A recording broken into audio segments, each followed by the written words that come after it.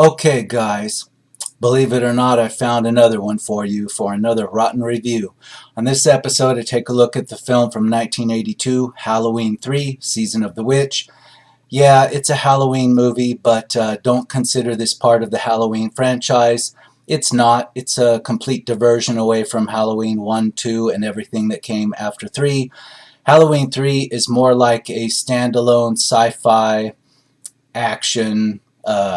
I don't know what you want to call it. It's a real mess. It's very boring. If there were a genre called long and boring, and there might be, this would qualify because this is an attempt at science fiction, horror, and whole lot of just like pointless, boring sex scenes.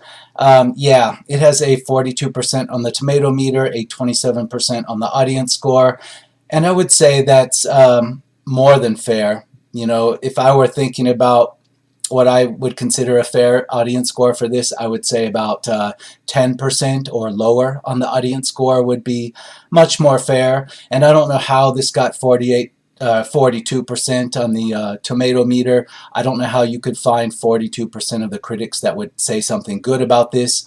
I have no idea. In any case, let's get right into the audience reviews.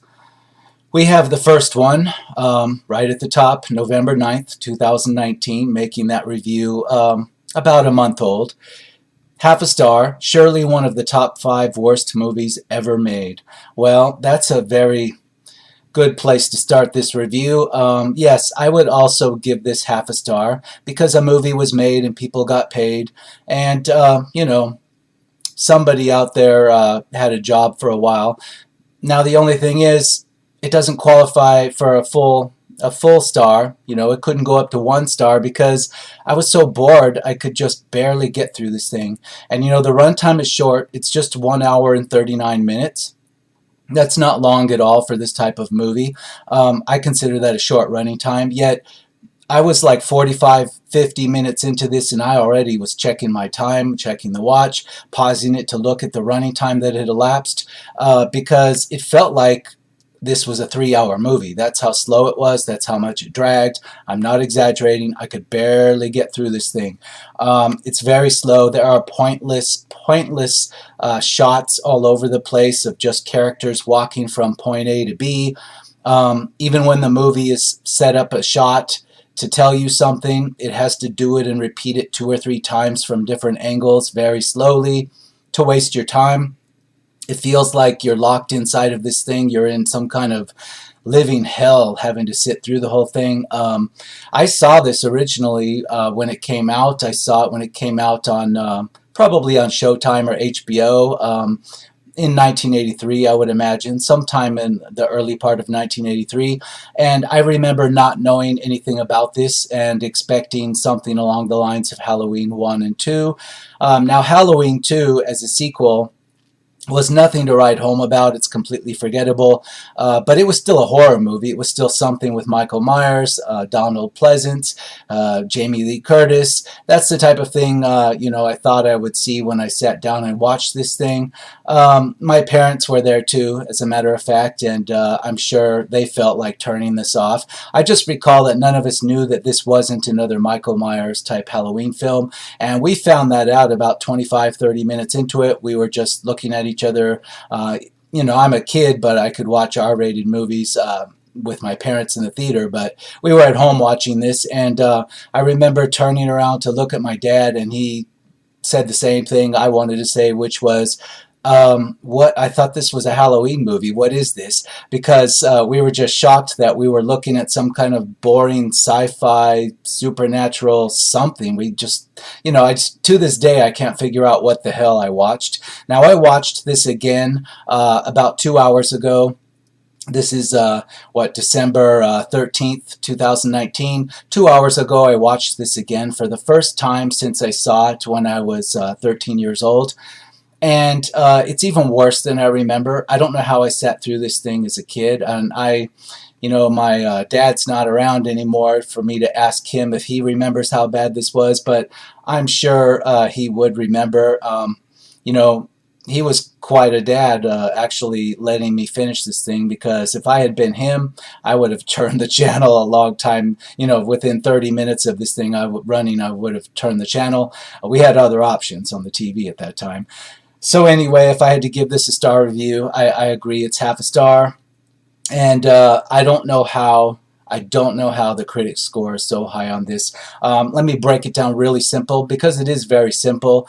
There's a doctor working at a hospital somewhere, and a patient comes in that's clutching a Halloween mask, and the patient is claiming, they're going to kill us all, they're going to kill us all. Well, this doctor is assigned to the night shift at this hospital, and somebody comes in to the hospital ward, to this patient who's sleeping in their hospital bed, and some kind of super strong suit wearing character comes in and pulls this hospital patient's skull apart in his sleep. And for some reason, this doctor, after the police come and investigate, and after all this weird stuff goes on at the hospital, for some reason this doctor feels compelled to go off and investigate this toy factory that's way out in the countryside, driving distance certainly within a day, but way out in the countryside.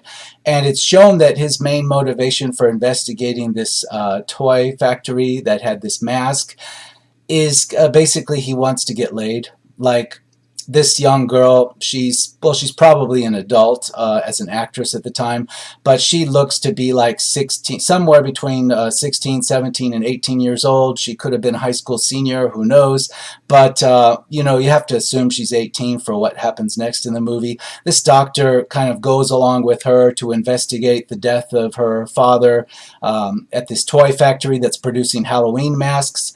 And you can tell where his motivation is, because the first thing he decides to do when they get into the small town that's, outside of where this toy factory is, this company town, the first thing he suggests that they do is get a motel room. And no sooner have they gotten a motel room that the actress, who's probably 18, at least I hope so, she suggests that they sleep together. And so they do, and they spend the whole night where they're supposed to be investigating the Halloween mask factory, just drinking whiskey and having sex. And the movie is very slow. Not much happened there, and I didn't describe a whole lot that happened to you, but it took the movie like 30 minutes just to get to that point, because you had to see them walking from point A to point B pointlessly. You had to see camera pans over boring buildings with creepy music in the background that went on forever. It's very bizarre. Basically, this doctor just wanted to bang this girl, and he did twice in the hotel room. Not a whole lot of investigation going on there. When they finally do investigate the Halloween mask factory, there's a really cheesy, boring villain inside, and he's manufacturing Halloween masks for the sake of mass slaughtering all the kids in the U.S. on Halloween night. Yeah, it's completely ridiculous and crazy, and it's not even crazy, it's more just boring. It's endlessly boring, and not a whole lot's going on, and nothing believable's going on, and you're just bored out of your mind wondering who would make something so bad as this. And all the whole time, you have John Carpenter. Clearly it's John Carpenter creepy music playing during the whole thing, even when there's nothing happening. The camera's just panning over buildings and showing you security cameras looking at things, and the whole time there's this creepy music playing like it's supposed to be scary. Wow, wow, wow, wow. But let's continue on through the audience reviews. 3 stars, November 4th, 2019. While a product of its time, the movie generally delivers. The tension totally builds up and then congeals only a little in the climax. Definitely creepy, totally strange, and does the trick. Some of it does come off quite a bit clunky, but doesn't ruin enjoying it for a scary movie. It would be really cool if they made a new direct sequel to this that ties this into the series more substantially. I don't know what movie they saw. It's like they're reviewing one of the other Halloween movies and they've never watched any of them. They don't realize that their little copy-paste review with 3 stars just doesn't fit this particular one. Now, if they had copy-pasted that review on top of one of the other Halloween sequels, Halloween 4 or Halloween 2, it would have been believably a real review. But no, they clearly didn't watch this movie. This has what they're saying in this review, 3 stars on top of it, has nothing to do with anything that happens in this film. I made quite a list because it's hard to keep track of all the weird things that are going on that really bugged me. Um, this movie actually shows during more than one scene the original Halloween with Jamie Lee Curtis, the first Halloween. It shows it playing on the TV sets. It's part of the plot. It's actually part of the plot in one place, and in another scene, it's just in the background on a TV set. So it's clear John Carpenter wanted to pay homage to himself in this movie by putting Halloween 1 on the TV set in a scene in this movie, or in more than one scene.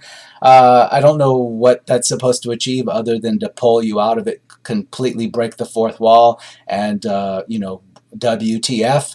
Now, when I saw this movie back in 83, it wasn't even a year old, and we didn't have the WTF expression. I don't even think we had the drawn-out version of that yet. It wasn't a cultural thing. When I watched this the first time, I was just kind of wondering what the hell was going on, as a 13-year-old kid watching this. As an adult, a few hours ago, I'm wondering who would actually put money into this? How did this get like this? What were they thinking? But then again, it's John Carpenter, and I've seen a couple of other John Carpenter films, and I've talked about at least one of them that also give me that feeling of how did this ever get produced?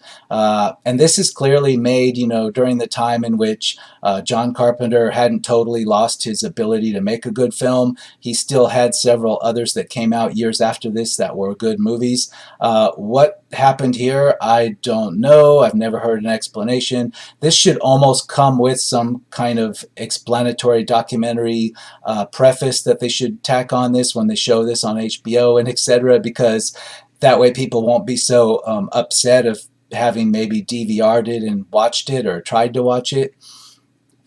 It really needs some kind of explanation, but that's beyond the scope of this rotten review, of course. But let me tell you, sitting through this thing, even with a remote where I could fast forward in my hand, it was tough. It really was. I had to consciously bite down and finish this thing. That's how boring it was.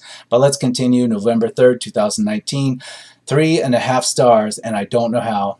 Underrated and misunderstood beyond belief. Absolutely bizarre yet effective. It may have been mismarketed and didn't include the traditional Meyer story, but it has a truly flabbergasting story with some outstanding ominous imagery.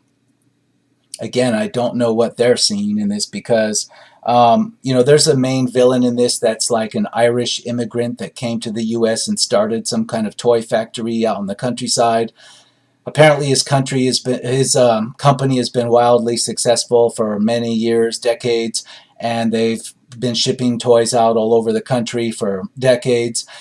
But for some reason, he's decided in 1982 that he needs to perform some kind of ancient Irish Celtic ritual by stealing one of the stones from Stonehenge in Britain, having it secretly transported to his toy factory in the US, and then hooking up some technology to it with some microchips and etc. to create Halloween masks that when kids watch a certain TV commercial on Halloween night while they're wearing these Halloween masks, snakes and locusts and worms and stuff will explode out of their heads and they will die, and they'll be sacrificed to some kind of pagan gods. It's very bizarre. This villain goes into long, boring exposition. He's one of those bad guys that's got to tell you everything he's doing and what his nefarious plan is. At one point, he tells the protagonist doctor this. It's completely long-winded and it's got detail, but it still doesn't tell you why the hell he's doing it now and what the ultimate goal is. It's just this long, drawn-out, evil villain type speech.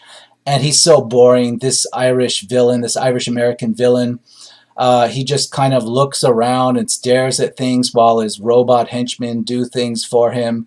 And his expression, even before he dies and he's vaporized towards the final act of this movie, he's literally vaporized by some kind of energy beam, particle beam. And he doesn't even make an attempt to walk away from it or run away. He just kind of stares around at everything and waits for his demise and slowly claps his hands together, congratulating the doctor of defeating him. It is weird. Like, you've got a lot of different weird things mixed up in this movie that's was marketed as some kind of Halloween horror movie, but you're just at the end of this just shaking your head like, what the F did I just watch? What did I sit through? What was the point of this whole thing? And again, the characters are doing bizarre things like for no reason. Their motivations are really bizarre. The doctor, all he does, he's supposed to be the protagonist that we sympathize with, that carries the story forward. This doctor played by Tom Atkins. Now, Tom Atkins has been in other horror movies. He's been in some really popular horror movies back in the day, in the 80s, even into the early 90s.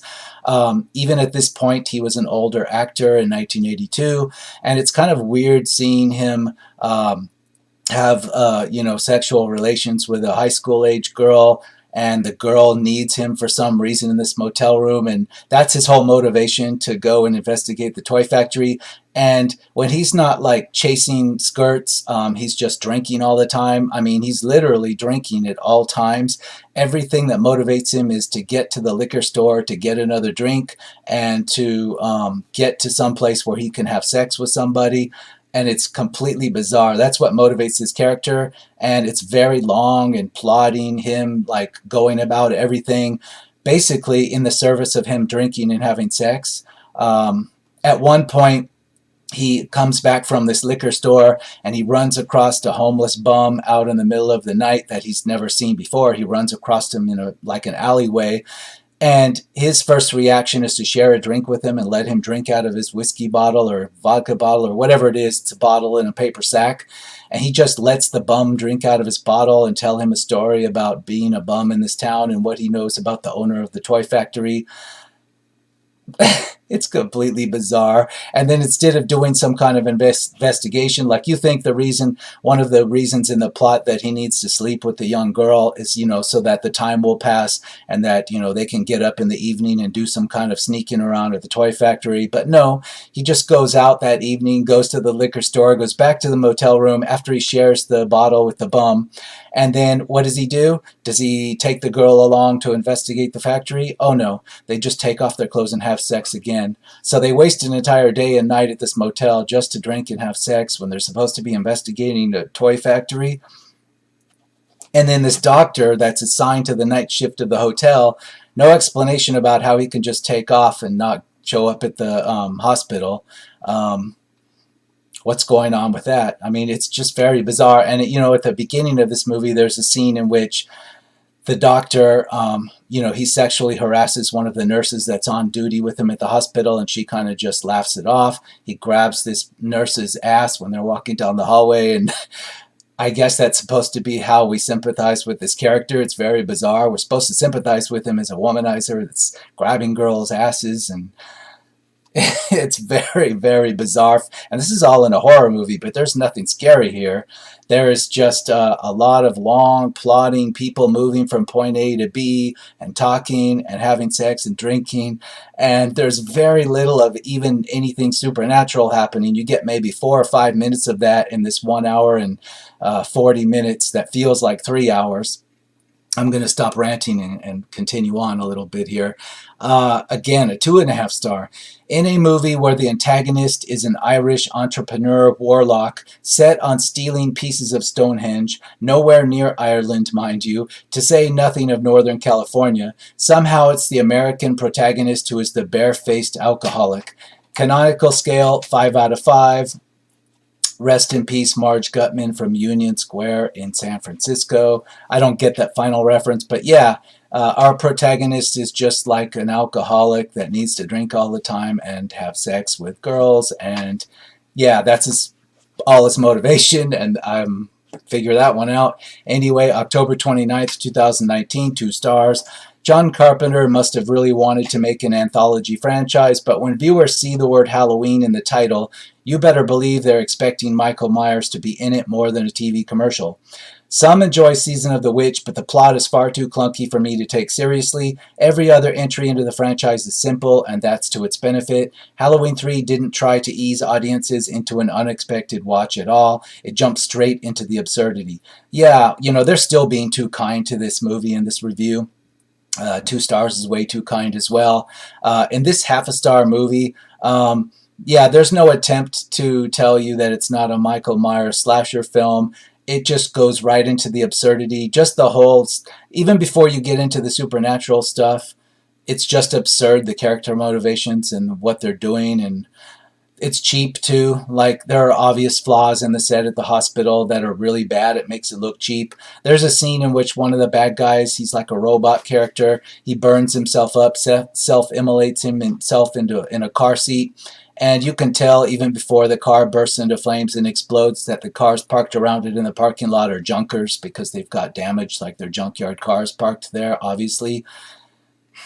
And it's so cheap. Like, this is like a major Hollywood production, and yet everything is so cheap. The interior of the hospital, you can see how they've put wallpaper over electrical panels and stuff to make it look like it's something. It's very bizarre. Cheap sets, cheap locations, cheap lighting, cheap camera angles, and just a lot of wasted footage. I like to call it wasted footage, where you show up people walking from point A to B a lot for no reason.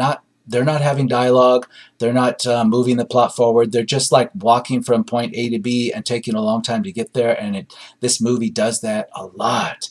And it features a big third act in which the protagonist doctor and his girlfriend, they're just creeping around these basement hallways like for minute after minute after minute after minute, and they're mostly in the shadows and you don't even see anything. And probably the shadows, I would imagine, are there to cover up, again, the cheap set design. The villain's in this basement lair of his toy factory. And you can clearly see in several camera shots that the concrete walls of the basement are just plywood that have been painted with paint to look like concrete, because you can see the knots in the wood on occasion. I mean, that's how cheap it is. No attempt to fix this in post-production. No attempt to just trim the scenes a little bit to cut these obvious flaws out, because they could have. They just put it in there so you're watching them walk by a concrete wall, and then you'll see wood knots from the pine under the concrete paint, and wow, wow. Half a star, October 27th, not English. 1.5 stars, October 25th. Happy Halloween, and welcome to my review of the third installment in the Halloween franchise that doesn't deserve to be in that franchise at all. Halloween 3, Season of the Witch. Halloween 3, Season of the Witch was written and directed by Tommy Lee Wallace and starring blah, blah, blah. Halloween 3 is not a follow-up to the previous two, and that was shown in the movie where Halloween, okay, they're just summarizing this. If they can't tell me how bad this was and why it's 1.5 stars in a single paragraph, there's no point. Anyway, here's one from October 21st, 4.5 gigantic stars. Even though Michael doesn't appear, it's a very good film. I just love the music. I just don't believe you. I'm sorry. You weren't watching this movie. 3 stars, October 20th. It's fine, but just more strange than scary. It's a whole lot of strange and WTF. 5 stars, Halloween cult movie classic. Only if you want to see how bad it is. But unfortunately, this is not one of those films that's so bad it's good. It's not something you'll enjoy by drinking as much as the main character, and then once you're drunk, you'll laugh. No, it's not like that. It's just too slow and boring for that. You can get drunk all you want, but you're just going to watch a lot of people walking from point A to B, and you won't get the point of it, and you'll be drunk. No, skip this one. It's not going to be something fun to watch and make fun of. It wasn't, trust me. I'm telling you the truth. I barely got through this thing for this rotten review.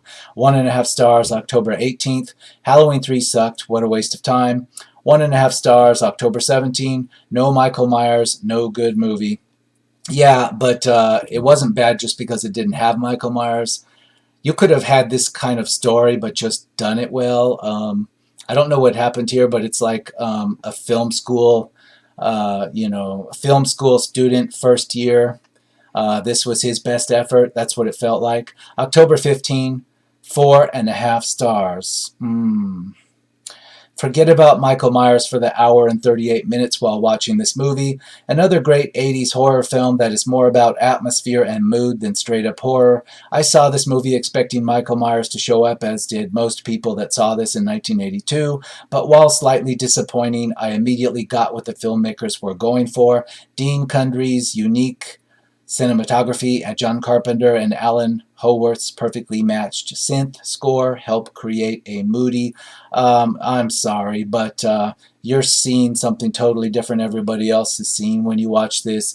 There's a lot of John Carpenter moody synthesizer music playing just like you had. It's very reminiscent of Escape from New York, combined with an opening score that's very reminiscent of what you saw or what you heard in the 1984 Terminator movie, the first movie with Linda Hamilton. Um, it's very reminiscent of a cross between Escape from New York and the Terminator. The synthetic music reminded me of both movies at many times. That's clearly John Carpenter, but suspense, mood, there's nothing here. You have scenes in which, like, to show you that security cameras are watching a building, it shows you two or three shots of the security cameras panning around very slowly and watching things, and it does this for like a minute. Why? The whole time it's got that creepy music. Again, you see people walking from point A to B, getting out of a car, walking across the street and going into a store, and it shows them walking across the whole way, and it takes 30 or 40 seconds for them to do it while this creepy music is playing. No dialogue or anything else going on. The movie does this again and again and again. This is not suspense. This is just like first year film school student type stuff where they haven't figured out what the hell they're doing yet. Again, this movie feels like you've sat through 3 hours and you're not even 45 minutes into it, and it feels like hours have gone by.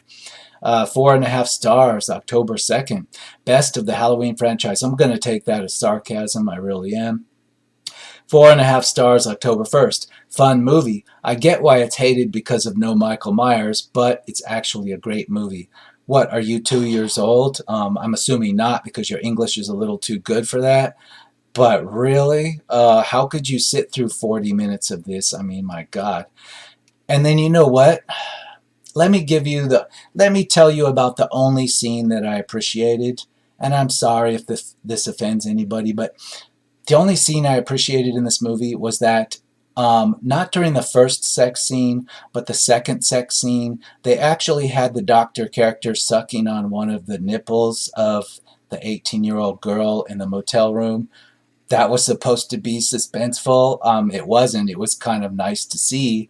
But, the movie just wanted to put that in there. How did it fit in with the rest of it? I don't know. You could have just had them roll around under the covers and been effective, at showing a sex scene. That's basically what they did the first time. But no, the second time you had to show the doctor character, who's like 50-something, sucking on the nipple of the 18-year-old girl. I don't know why, but I appreciate that, and that's my most memorable scene of this movie. So that should tell you something about it, and probably something about me as well, if you want to take it like that.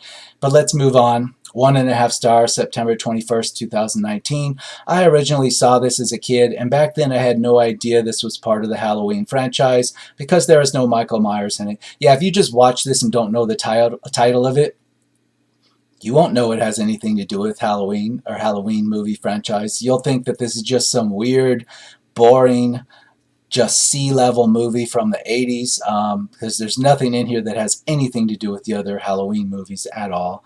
And like I said, I watched this with my parents, and none of us knew that either until about 30 minutes in, when we were just like WTFing looking at each other. And I remember we sat through the whole thing. That's how sad it was. We didn't have to. We could have just like turned the clunky dial on our cable converter box and switched it to, Showtime, from HBO to Showtime, and seen something better. But we didn't. And I actually sat through this again a few hours ago. Why? I don't know. 1.5 stars, September 15th. A chance at something different than the same repetitive slasher formula. This brand new idea falls flat on its face. Grade D. Brand new idea? It probably was in 1982. 5 stars, September 15th. The best Halloween film. clearly sarcasm. 3 stars, June 29th. Halloween 3 takes a break from Michael Myers and instead focuses around a new sci-fi storyline, which will leave die-hard Halloween fans unhappy. Well, let me break down the sci-fi part for you. These robots, like all the henchmen that the bad guy has in his factory, the technicians in lab coats that stand around doing nothing, and some of them just stand around walking in circles pretending to do something, and it's clear that's what they're doing in the movie. Those technicians in the lab coats, they're actually robots filled with some kind of yellow cybernetic fluid instead of blood. And all of the bad guys, the killers dressed in business suits that have no expressions at all and just kind of like grab onto you and crush your skull or pull your head off your body. Um, they are also robots that just wear business suits, and they're filled with this yellow cybernetic fluid and some wiring. And there's a scene at the end of this movie where the doctor character thinks he has escaped the toy factory with his girlfriend, but actually the girlfriend's been replaced unbeknownst to him by one of these robots, and she proceeds to attack him, and they steer the car into a tree, and somehow, despite being an old 1982, at the time it was a brand new car because I had one, it was a 1982 Oldsmobile Cutlass, and it hits a tree head on at a good speed, and no airbags back then, and the main character, he just like hops out without a scratch, and goes around the car, and sure enough, is the robot girlfriend has escaped the passenger seat, and she shows up and proceeds to attack him, and he uses a tire iron to knock her head off, her robot head off, and then her actual severed arm attacks him later and almost strangles him out in the woods where they've crashed this car. And that's the sci-fi element to this, along with little pieces of the Stonehenge stone that the bad guy has put in his warehouse, his toy factory.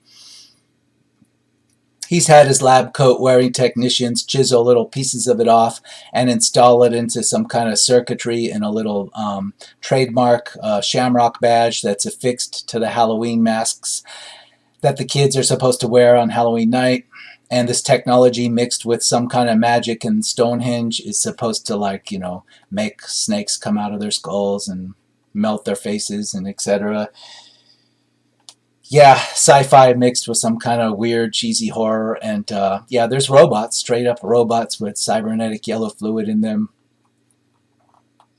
Not exactly a Michael Myers Halloween movie, is it? But let me continue. June 29th, 2019. 3 stars. Yeah, I read that one. Sci-fi. I don't know why it's 3 stars. I say half a star. 3.5 stars, June 27th. Admitted haters, you didn't like it because it didn't have Michael. No, that's not why I didn't like it. What part about the cheap cybernetic robots and the pointless sex scenes and the long shots of people walking around from point A to B with weird music playing, what part of that didn't you hear already? Bears repeating, so I did. 3.5 stars, June 20th.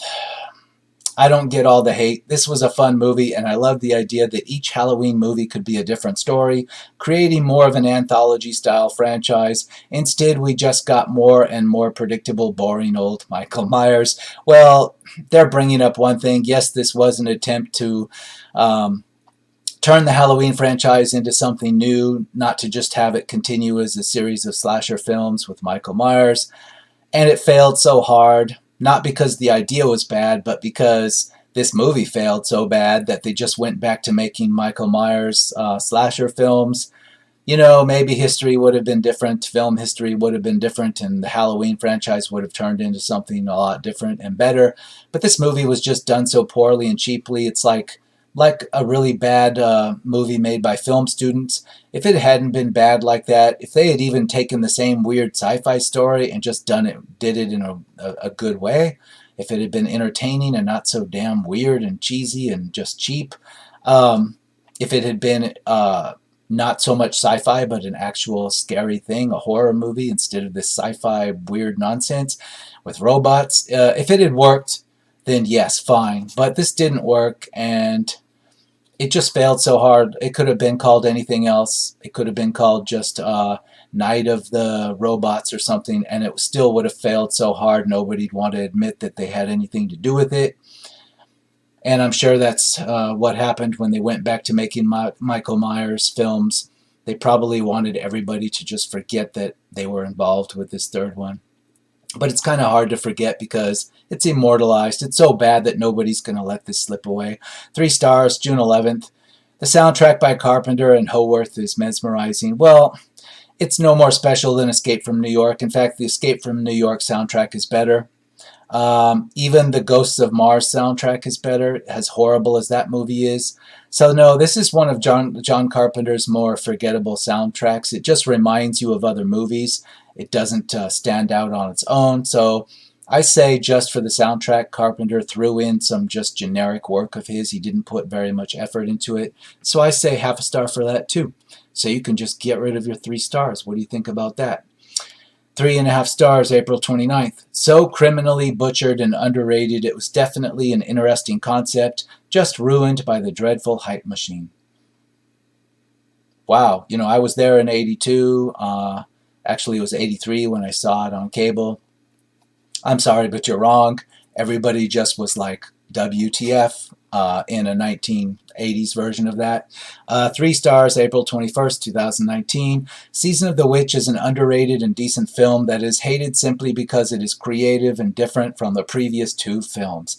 The film has some pretty good and memorable characters, even though some are terrible and unnecessary, and the overall plot is very creative and is like nothing you've ever seen before. It also has a great ending that will leave you haunted and wondering what is to come. This is about as creative as like allowing your 2-year-old to throw his feces at the wall, and mix it with a lot of other stuff, and then maybe that's artistic. That's about all the creativity that this has. A child throwing his poo at the wall.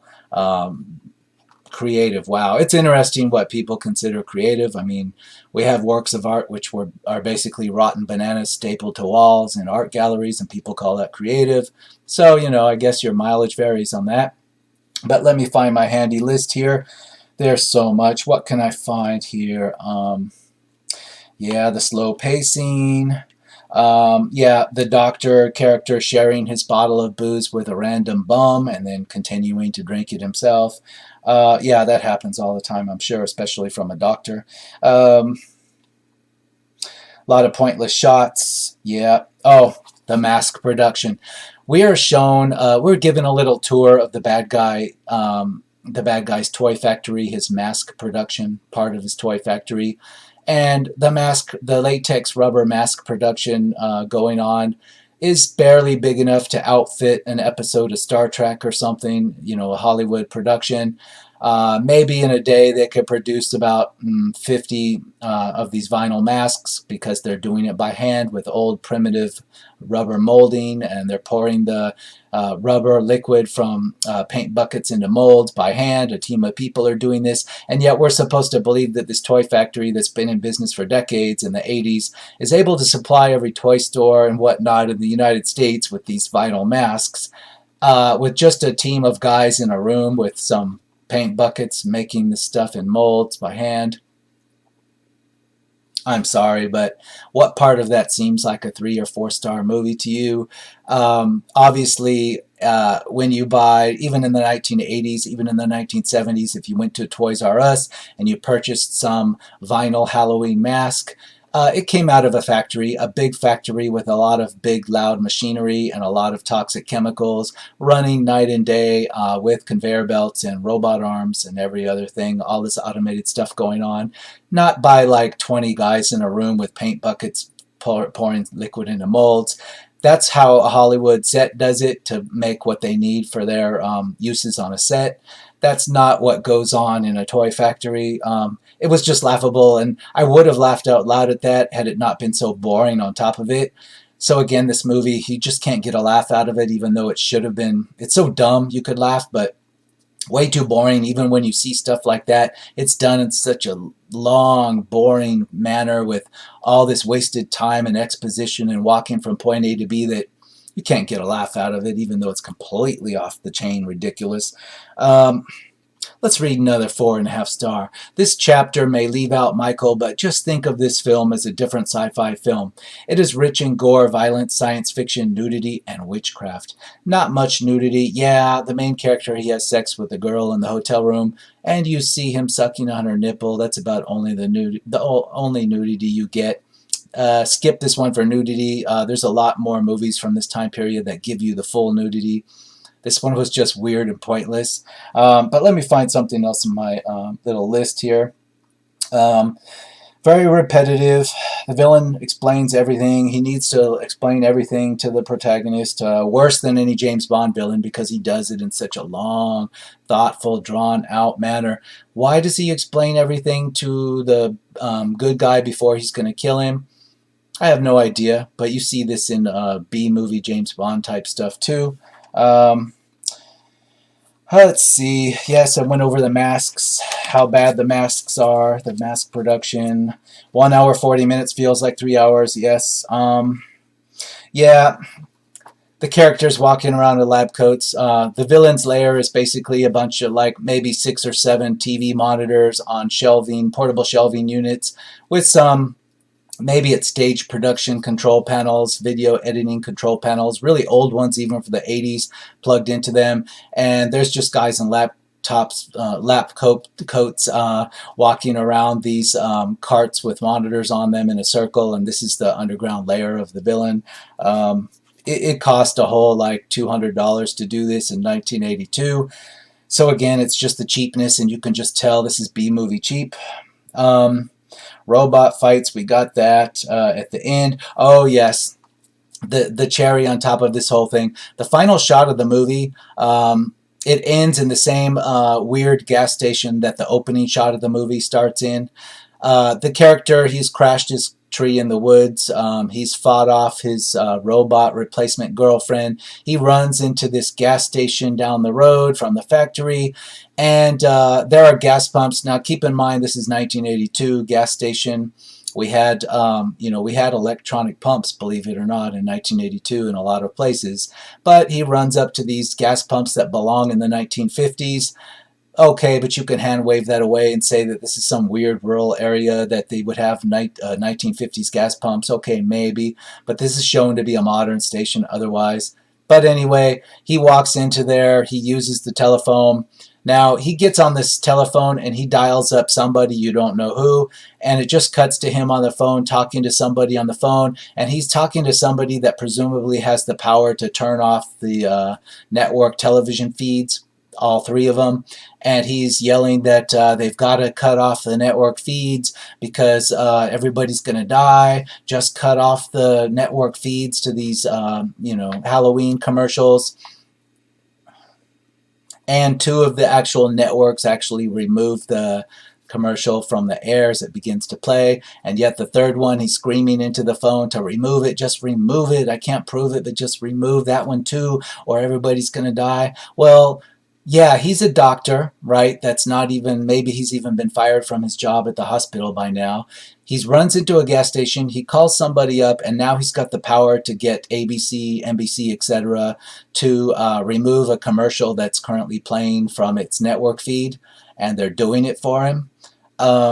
I don't even know what to say to that, how stupid that is, and that if the movie expects us to take that seriously. And then the final shot of the movie is his screaming into the phone to tell them to cut the final commercial on the final, the 3rd network that's still running this commercial that's going to kill all the kids. And that's how it cuts and it rolls to credits. And I'm looking at all these 4 and 5 star reviews, and I'm wondering, they're not talking about this film, right? Because what? So you're telling me if I run to a gas station and I run in there all hot and sweaty and I get on their phone in 1982, pick a year, right? I run in there and just there's somebody I might be able to just call up and they can just magically remove programming from the 3 television networks because I have that authority as a doctor at the hospital or as anybody else. And who would this person be on the other end of the phone that can just like cut off network feeds? around the country. Like, really? Is his brother the president or something? What's going on here? It's Anyway, let me read a few more of these to just show you just how bad this thing was, and just how bad these reviews are. It's unbelievable to me that these reviews are here. We have from February 19th of 2019, 3 stars. I honestly think this movie isn't that bad. At first I didn't like this movie, but after recently watching it, I didn't think it was that bad. Just think of this movie as its own thing. It has nothing to do with the Halloween movies, but the movie itself isn't that good. If the movie was marketed as its own thing and didn't have the Halloween name in it, I think more people would like it. When I'm watching the Halloween franchise, I usually put this after the 5th one. I do that because it's a breath of fresh air. Wow, okay, 2 stars, February 19th. This was a confusing and disappointing film. The villain's motive was a joke on the children, or was it something about bringing customs of old Celtic Halloween back? Who knows? The Tom Atkins character is perverted and weird. He hits on this younger girl and sleeps with her. WTF.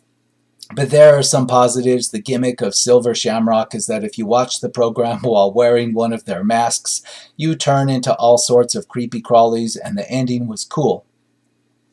So they're kind of saying it's so weird like I am, except that it was cool because of that. I'm sorry, but not in the United States it isn't. I don't know what country you're living in, but I disagree with you on that.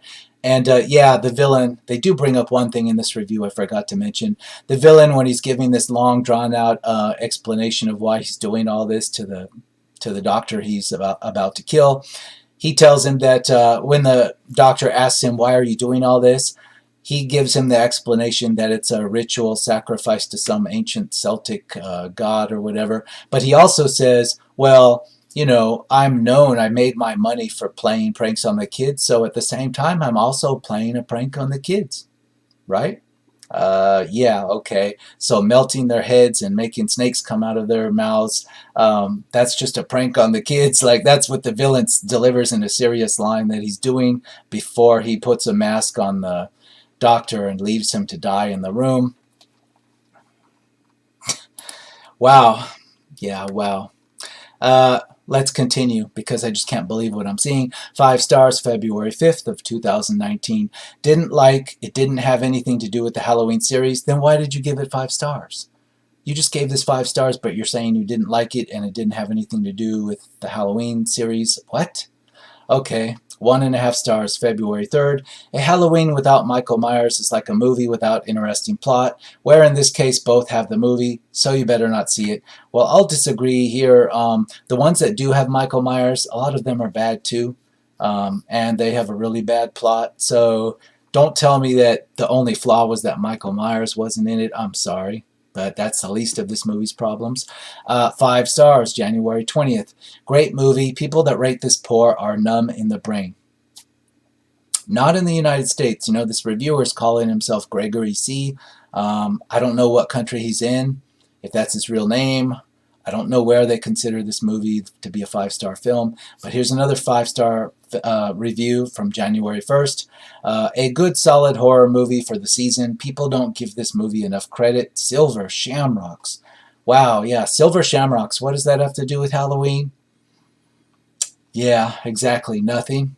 4.5 stars, December 27th, 2018. A grossly underappreciated film, both a fantastic and original film on its own merits, and in comparison to the Halloween films that would follow, cheesy in some places, no doubt, but these moments are made up for with amazing performances by Tom Atkins and Dan O'Harely, and an atmosphere dripping with tension and suspense, a film truly worthy of the Halloween name.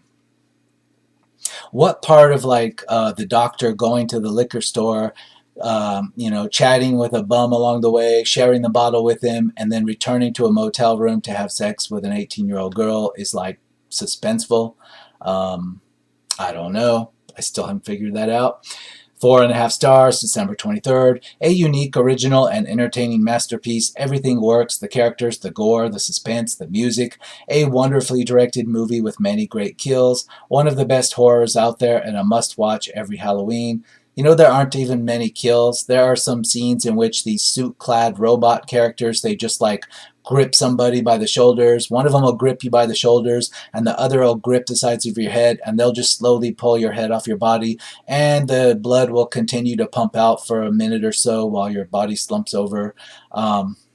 And that's really, just like the pinnacle of the gore and the horror in this, if you can call it horror. It would be funny if the movie wasn't so boring. And that's unfortunate because there's a lot of scenes in here that would be laugh out loud funny if they just weren't so boring. That's why this is not even worth watching. 5 stars, December 21st. This movie tried something different instead of rehashing the same Michael Myers storyline, and I admire the creators for that. The cinematography, the storytelling, the score, and the acting comes together in this thrilling, dreadful horror, and the end will chill you. Really, it'll chill you. Yeah, when the doctor called up the TV networks somehow magically, or somebody that controls all the TV networks, and he was just having the commercials canceled from the air, I was just riveted by that. It was just so believable and scary. Half a star, December 14th. Super bad. I know they were trying to do something different, but it's bad. Yeah, exactly. I agree with that. That's, it's funny that I'm like multiple pages into this just to find a review, an audience review that I agree with. This is really bizarre. Half a star, finally. 3 stars, December 3rd. Surprisingly better than most Halloween sequels. No, there's some bad ones out there, but this is definitely the worst. It's only notable of how bad it is, but it's not even laugh out loud funny or anything. No. 1.5 stars, November 26th, 2018. Honestly, I admire the idea that they wanted to go with, but it is a mess, a god-awful mess. From the fact of the relationship between the two main characters being creepy and kind of gross in nature, to the fact that there is absolutely nothing spectacular about this film at all, and add into that the damned Song of Doom. Anyone who has watched the movie knows what I'm talking about. I am not impressed with this installment. Sorry, Mr. Carpenter, not a fan. 3.5 out of 10. Finally, somebody mentioned the song. Over and over and over again, this film drills this Shamrock Company Halloween song into your head, which is basically like London Bridge is Falling Down, but their version of it just repeated over and over and over and faster and faster. And you must see this repeated on TV screens like 40 times in this film.